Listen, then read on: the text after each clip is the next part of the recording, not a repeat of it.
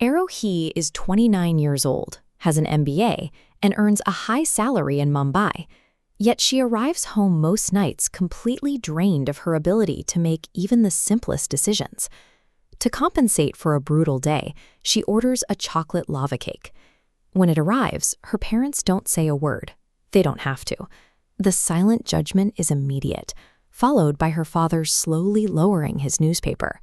That gesture triggers a phrase she has heard thousands of times: money does not grow on trees. On paper, Aarohi is doing everything correctly. She has the credentials and a stable income. But her lived experience is one of constant precaution, checking her bank balance as if the numbers might vanish if she isn't looking. She is living through a confusing modern state of anxiety, where the bills are paid and the savings are growing, but the feeling of being one mistake away from ruin never actually leaves. Aarohi's parents built their lives in a different reality. For them, survival required severe caution. A single month of unplanned spending could jeopardize the entire household. The difficult years eventually ended, and the family's income rose. But while the bank accounts changed, the hyper-careful emotional state remained. The habit of shrinking outlasted the actual danger.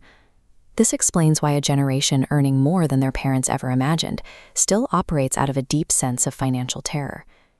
Watching this tension, Aarohi's grandfather provided the perspective her parents couldn't see. He explained that the harsh financial rules of the past were never intended to be permanent restrictions. They were temporary shields used to keep the family safe during an unstable time.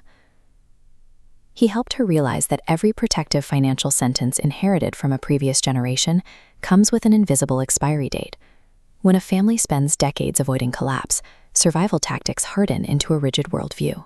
Predictability becomes the highest virtue, and children are taught to associate any variable outcome with danger.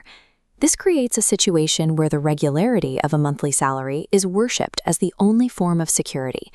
Consequently, any path involving ownership or business is dismissed as reckless. But relying on a single employer carries a hidden fragility. When all planning and peace depend on one monthly credit, that safety is actually borrowed from someone else's spreadsheet. This same drive for absolute certainty leads many to park every spare rupee in guaranteed accounts, prioritizing the comfort of seeing a fixed number over the possibility of it ever growing. This behavior successfully patches leaks, but shielding money completely means the capital remains stagnant.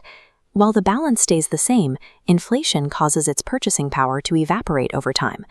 Actually, capital has two jobs. Short-term money requires absolute safety, but long-term money requires growth.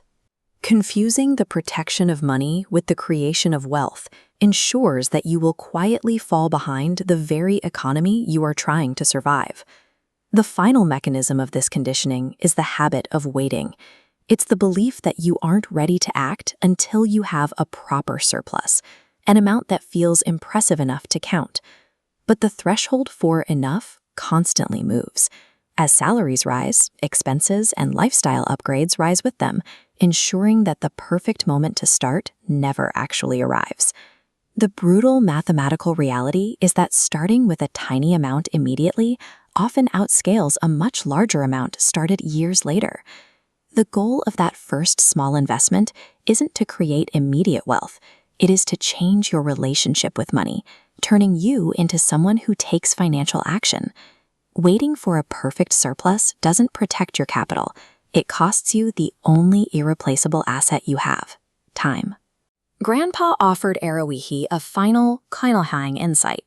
He told her that a salary is merely the water. It is not the tree itself.